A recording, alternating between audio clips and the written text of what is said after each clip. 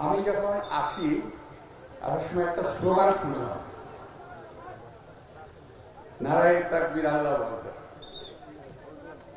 বাংলাদেশ থেকে দুটি স্লোগান মোটামুটি উঠেই গেছে, নারায়ে তাকবীর আর জিন্দাবাদ। এই স্লোগানগুলি কিন্তু আর এখন পাওয়া যায় না, আজকে পেলাম বহুদিন পর। আমাদের মরহুম সালাউদ্দিন চৌধুরী সাহেব উনি এই স্লোগানটা দিতেন, আমরা খুব পছন্দ করতাম, কিন্তু বিভিন্ন কারণে রাজনৈতিক বিশ্লেষণে এই স্লোগানগুলো দেওয়া খুব মুশকিল হয়ে গেছিল বিগত সরকারের সময়।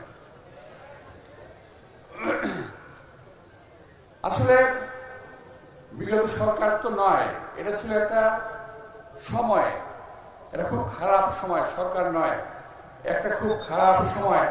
আমরা দুঃসময় আমরা পার করেছি, দুঃস্বপ্নের মতো পার করেছি। আল্লাহ তাআলা আমাদেরকে এখানকার সবাইকে মোটামুটি পরীক্ষা নিয়ে নিয়েছেন যে আমরা পারি কি পারবো না।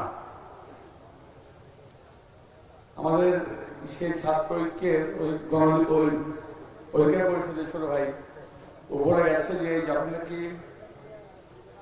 না আমি কেউ বলেছেন অবশ্য, যখন নাকি আন্দোলনটা মোটামুটি স্থিমিত হয়ে গেছিল তখন যাত্রাবাড়িতে এই আন্দোলন পরিচালিত হয়। যাত্রাবাড়ি,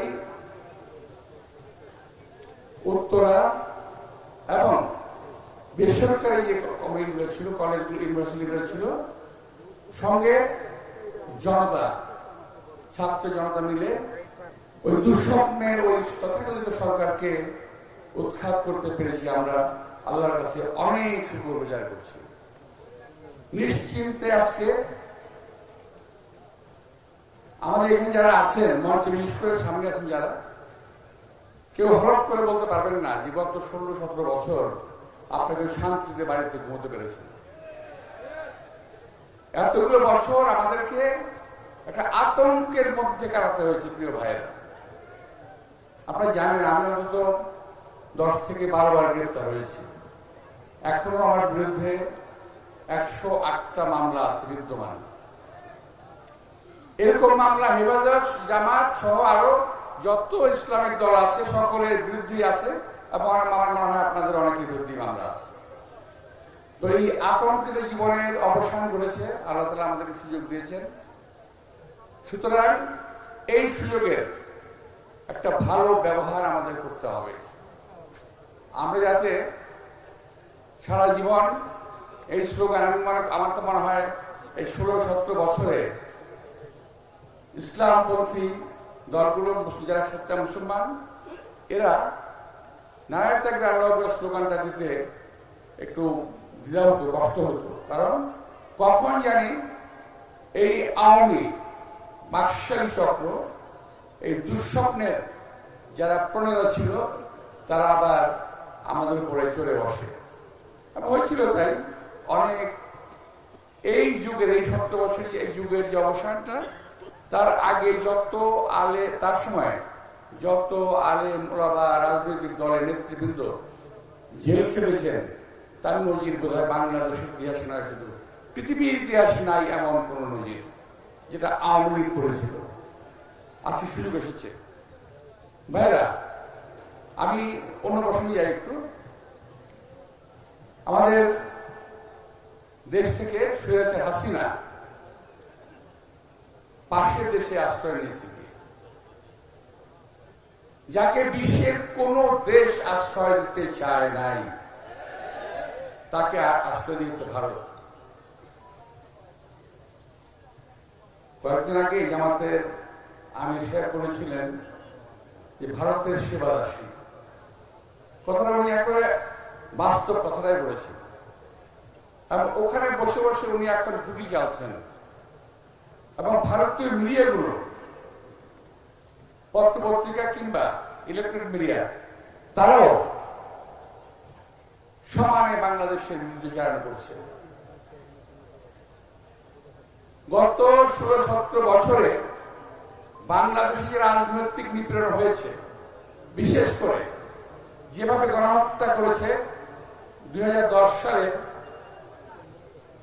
আমাদের শাপলা চত্বর হেফাজতে ইসলামের যে একটা সমাবেশ ছিল, ওখানে আমি যখন জেলে ছিলাম, আমি পরে ভিডিও দেখেছি, নৃশংসভাবে হত্যা করেছে, এইরকম হত্যার কোন নজির পৃথিবীতে নাই।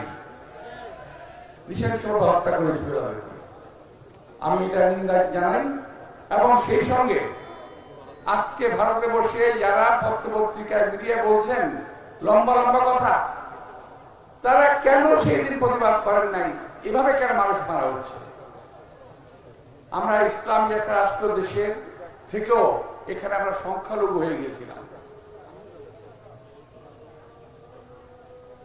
আজান দিতেছে, কি করবো এখন?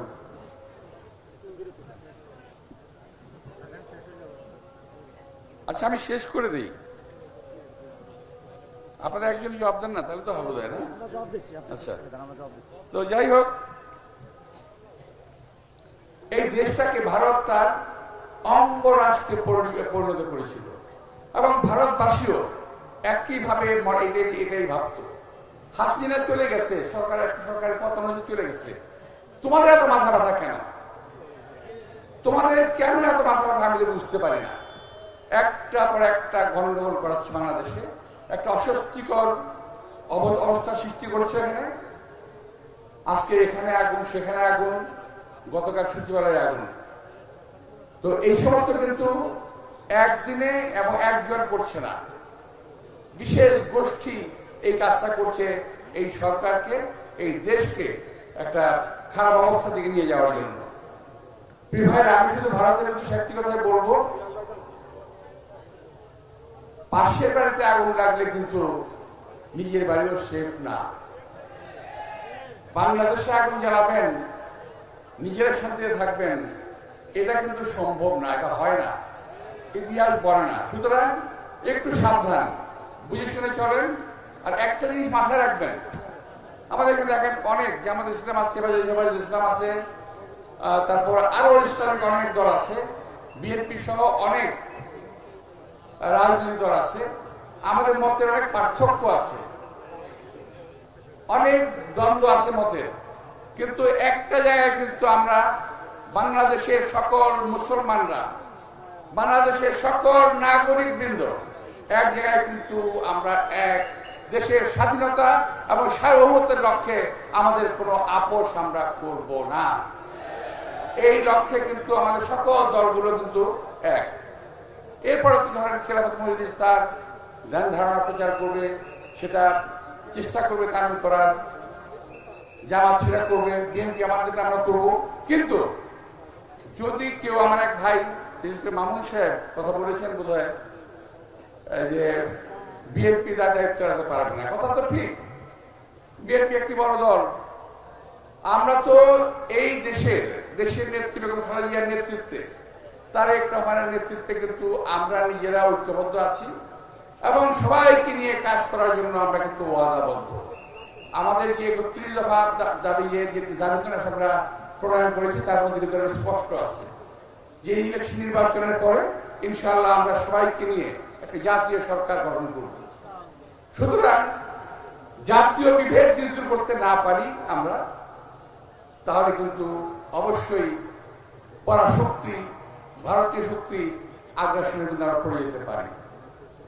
কিন্তু আমরা প্রমাণ পেয়েছি ৫ তারিখে, প্রমাণ পেয়েছি ৭১ সালে যে জাতীয় চেতনার ঊর্ধ্বে কিছু নাই, জাতীয় ঐক্যের ঊর্ধ্বে কিছু নাই। মুক্তিযুদ্ধের সময় জাতি এক হয়ে গেছিল, আর ৫ তারিখে দেখলাম জাতি আরেকবার ঐক্যবদ্ধ হয়েছে।